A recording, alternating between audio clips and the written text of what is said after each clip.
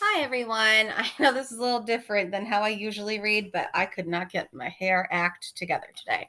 So I'm going to be reading aloud, and you can look at the cover of the book as I read. If you hear any crying, my dog, Darby, is insisting on going to the bathroom every 10 minutes. So that's probably what that is. And then in that case, I'll just pause and we'll keep reading.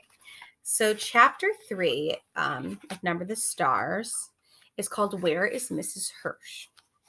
Where we left off yesterday, we learned a little bit about how life is in Copenhagen and Denmark, where our characters are. And they're in the midst of World War II. And for them, that means that life is very different. They have a lot of Nazis in their neighborhoods, kind of not really doing tons, but patrolling the area. And definitely their life is different in some other ways, besides having soldiers around, and that there's shortages on certain kinds of food, and the evidence for that is that their mothers are drinking coffee, but they're not really drinking actual coffee. um, and they mentioned that there's no cupcakes, there's no sugar, no butter, things like that. So in times of war, sometimes it's harder to get supplies that we're used to having, things like of that nature. We also learned that Anne Marie and Kirsty had an older sister named Lisa, who died in an accident.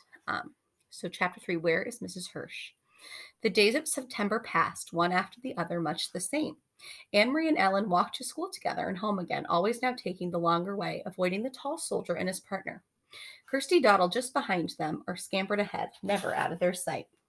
The two mothers still had their coffee together in the afternoons. They began to knit mittens as the days grew slightly shorter and the first leaves began to fall from the trees, because another winter was coming.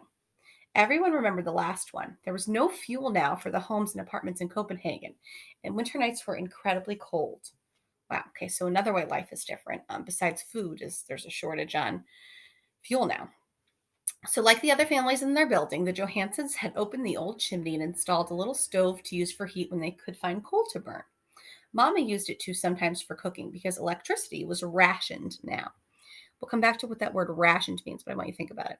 At night, they used candles for light. Sometimes Ellen's father, a teacher, complained in frustration because he couldn't see in the dim light to correct his students' papers. Soon we'll have to add another blanket to your bed, Mama said one morning as she and Anne Marie tidied the bedroom. Kirsty and I are lucky to have each other for warmth in the winter, Anne Marie said. Poor Ellen to have no sisters. Well, she'll have to snuggle in with her mama and papa when it gets cold, Mama said, smiling. I remember when Kirsty slept between you and Papa. She was supposed to stay in her crib, and in the middle of the night she would climb out and get in with you, Anne Marie said, smoothing the pillows on the bed. Then she hesitated and glanced at her mother, fearful that she had said the wrong thing, the thing that would bring the pained look on her mother's face. The days when Kirsty slept in Mama and Papa's room were the days when Lisa and Anne Marie shared this bed. But Mama was laughing quietly. I remember too, she said. Sometimes she wet the bed in the middle of the night. I did not, Kirsty said haughtily from the bedroom doorway. I never ever did that. Mamma, still laughing, knelt and kissed Kirsty on the cheek. Time to leave for school, girls, she said. She began to button Kirsty's jacket. Oh dear, she said suddenly. Look, this button has broken right in half. Anne Marie, take Kirsty with you after school to the little shop where Mrs. Hirsch sells thread and buttons. See if you can buy just one to match the others on her jacket. I'll give you some kroner. It shouldn't cost very much. But after school, when the girls stopped at the shop, which had been there as long as Anne Marie could remember, they found it closed. There was a new padlock on the door and a sign, but the sign was in German. They couldn't read the words. I wonder if Mrs. Hirsch is sick, Anne Marie said as they walked away. I saw her Saturday, Ellen said. She was with her husband and their son. They all look just fine. Well, I guess I should say the parents look just fine, because the son always looks like a horror, she giggled. Anne Marie made a face. The Hirsch family lived in the neighborhood, so they had seen the boy, Samuel, often. He was a tall teenager with thick glasses, stooped shoulders, and unruly hair. He rode a bicycle to school, leaning forward and squinting, wrinkling his nose to nudge his glasses into place. His bicycle had wooden wheels now that rubber tires weren't available. Oh, another item that's hard to find, rubber. And it creaked and clattered on the street. I think the Hirsches all went on vacation to the seashore, Kirsty announced. And I suppose they took a big basket of pink frosted cupcakes with them, Anne Marie said sarcastically to her sister. Well, yeah, I suppose they did, Kirsty replied. Anne Marie and Ellen exchanged looks that meant Kirsty is so dumb. No one in Copenhagen had taken a vacation at the seashore since the war began. There were no pink frosted cupcakes. There hadn't been for months. Again, we are really getting the idea that life was very different for these people during time of war. Still, Anne Marie thought, looking back at the shop before they turned the corner, where was Mrs. Hirsch? The Hirsch family had gone somewhere. Why else would they close the shop? Mama was troubled when she heard the news. Are you sure? She asked several times. We can find another button someplace, Anne Marie reassured her, or we can take one from the bottom of the jacket and move it up. It won't show very much. But it didn't seem to be the button nor the jacket that worried Mama. Are you sure the sign was in German? She asked. Maybe you didn't look carefully. Mama, it had a swastika on it. Her mother turned away with a distracted look. For those of you who don't know, the swastika is a symbol of the German army, which were the Nazis at the time, and it was a symbol that they associate even today with the Nazis, and it's not a great symbol. Okay, so Mama had a swastika on it. Her mother looked away with a distracted look. Anne Marie watched her sister for a few moments and began to peel the potatoes for dinner. I'll be right back. Where are you going? Anne Marie asked as her mother started for the door. I want to talk to Mrs. Rosen. Puzzled, Anne Marie watched her mother leave the apartment. She went to the kitchen and opened the door to the cupboard where the potatoes were kept. Every night now, it seemed, they had potatoes for dinner and little else. Anne Marie was almost asleep when there was a light knock on the bedroom door. Candlelight appeared as the door opened and her mother stepped in. Are you asleep, Anne Marie? No. Why? Is something wrong? Nothing's wrong, but I'd like you to get up and come out to the living room. Peter's here. Papa and I want to talk to you. Remember, Peter is her now passed away older sisters. They were going to get married, Peter and Lisa. Anne Marie jumped out of bed and Kirsty grunted in her sleep. Peter? She hadn't seen him in a long time. There was something frightening about him being here at night. Copenhagen had a curfew, which meant that no citizens were allowed out after 8 o'clock. It was very dangerous, she knew, that he was here. But she was delighted for him to visit. His visits were always hurried. They almost always seemed secret somehow in a way she couldn't quite put her finger on. Still, it was a treat to see Peter. It brought back memories of happier times. And her parents loved Peter, too. They said he was like a son. Barefoot, she ran to the living room and into Peter's arms. He grinned, kissed her cheek, and ruffled her long hair.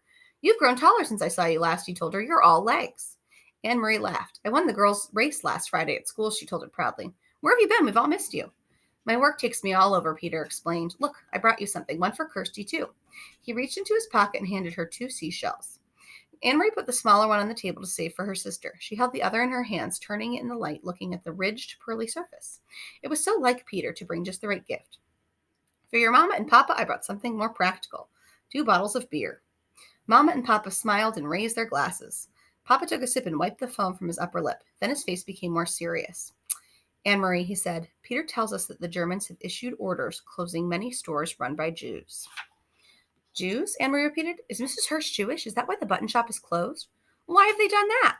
Peter leaned forward. It's their way of tormenting. For some reason, they want to torment Jewish people. It has happened in the other countries. They have taken their time here, have let us relax a little, but now it seems to be starting. But why a button shop? What harm is a button shop? Mrs. Hirsch is such a nice lady. Even Samuel, he's a dope, but he would never harm anyone. How could he? He can't even see with his thick glasses. Then Anne Marie thought of something else. If they can't sell their buttons, how will they earn a living? Friends will take care of them, Mama said gently, because that's what friends do. Anne Marie nodded. Mama was right, of course. Friends and neighbors would go to the home of the Hirsch family, would take them fish and potatoes and bread and herbs for making tea. Maybe Peter would even take them a beer. They would be comfortable until their shop was allowed to open again. Then suddenly she sat upright, her eyes wide. Mama, she said, Papa, the Rosens are Jewish too. Her parents nodded, their faces serious and drawn. I talked to Sophie Rosen this afternoon after you told me about the button shop, Mama said. She knows what's happening, but she doesn't think that it will affect them. Anne Marie thought and understood. She relaxed. Well, Mr. Rosen doesn't have a shop because he's a teacher. Well, they won't close the whole school. She looked at Peter with the question in her eyes. Can they? I think the Rosens will be all right, he said, but you need to keep an eye out for your friend Ellen and stay far away from the soldiers. Your mother told me what happened on Oster Brigade. Anne Marie shrugged. She had almost forgotten the incident. It was nothing. They were only bored and looking for someone to talk to, I think. She turned to her father. Papa, do you remember what you heard the boy say to the soldier? That all of Denmark would be the king's bodyguard? Her father smiled. I've never forgotten it, he said. Well, Anne Marie said slowly, now I think that all of Denmark must be the bodyguard for the Jews as well. So we shall be, Papa replied. Peter stood. I must go, he said, and you, Longlegs, it's way past your bedtime now. He hugged Anne Marie again. Later, once more in her bed inside the warm cocoon of her sister, Anne Marie remembered how her father had said 3 years before that he would die to protect the king, that her mother would too, and Anne Marie at 7 years old had announced proudly that she would also. Now she was 10 with long legs and no more silly dreams of pink frosted cupcakes. And now she and all the Danes were to be bodyguards for Ellen and Ellen's parents and all of Denmark's Jews. Would she die to protect them? Truly, Anne Marie was honest enough to admit there in the darkness to herself that she wasn't sure. For a moment, she felt frightened, but she pulled the blanket up high around her neck and relaxed. It was all imaginary anyway, not real. It was only in fairy tales that people were called upon to be so brave, to die for one another. Not in real life, not in Denmark. Oh, there were the soldiers, that was true, and the courageous resistance leaders who sometimes lost their lives. That was true too. But ordinary people like the Rosens and the Johansons, Emery admitted to herself, snuggling there in the quiet dark, that she was glad to be an ordinary person who would never be called upon for courage. So there's one thing I wanted to bring back, and it's the idea of rationing. So it mentioned that Anne Marie's mother, um, was rationing like firewood or something, I believe. So rationing just means kind of you have a supply, and it means that you're pacing yourself and using it. So, for example, right now during the coronavirus pandemic, we are trying to ration paper towels. We have paper towels available to us, but we don't have a ton. And so, whenever possible, we're using dish towels or other things instead. So that we get a set amount and not much more. And if you go to the grocery stores to buy things like wipes or cleaning supplies, you can't just buy, a whole ton of them. You have to, they're rationing out how many they're giving each person. So that's what that means. So again, a lot more about how life was different during a time of war, how things that they were used to weren't really available for them to use or have.